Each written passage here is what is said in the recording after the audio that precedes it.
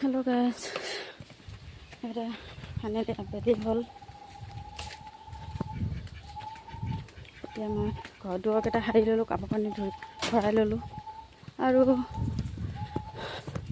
এতিয়া মই যাওঁ গাহৰিক দানা দিবলৈ। পাছবেলা হ'ল। তাৰপিছত গাহৰিক দানা দি আহি ভৰি হাতকেইটা ধুই আমাৰ আত্মসহায়ক গোটৰ মিটিং আছে, তাকে এতিয়া গোটৰ মিটিঙলৈ ওলাব লাগিব। সেইটো কাৰণে ভাবিলোঁ গাহৰিক দানাটো দি ল'ম। অলপ গৈ আছোঁ গাহৰিক দানা দিবলৈ। গাহৰিক দানাটো দিলে মই বাহিৰৰ পৰা মাজত তাৰপিছত গধূলি আগে আগে গৰু ছাগলীকেইটা ভৰাব লাগিব।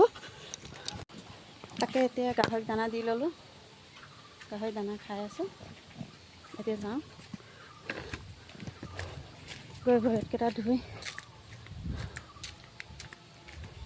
এতিয়া গোটলৈ ওলাব লাগিব।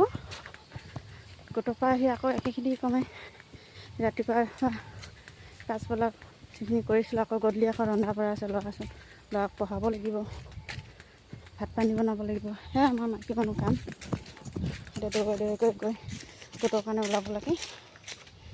গোটৰ মিটিংটো পাতিবই লাগিব, ফটো মাৰিবই লাগিব, ফটো কৰি দিবই লাগিব। গোটৰ নিয়ম হয়, সেই গতিকে নিয়মখিনি মানি চলিবই লাগিব। ফাইনেলি এতিয়া গোটলৈ ওলালোঁ। এনেকুৱা ৰ'দ দি আছে।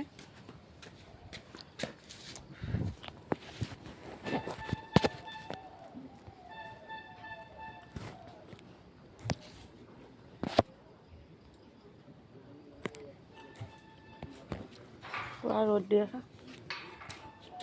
মিটিং এওঁলোকৰ মিটিঙো হ'ব, আমাৰ নিজৰ গোটৰ মিটিঙো হ'ব।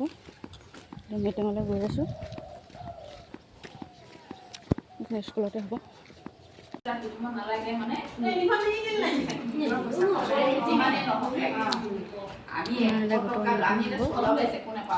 আমি চলোৱা বেচ একো নাপাওঁ। এতিয়া মানুহে কয় দুজনী মানুহ ক'লে কি আপোনালোকে 80 টকা লাগে নি 70 টকা লাগে নি?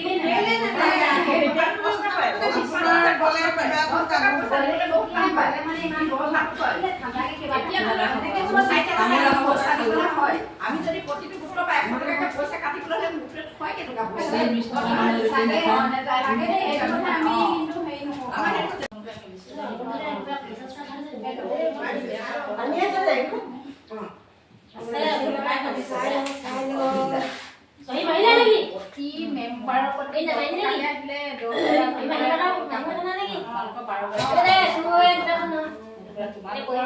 মাহেকীয়া সঞ্চয়টো তোমালোকৰে বেছি।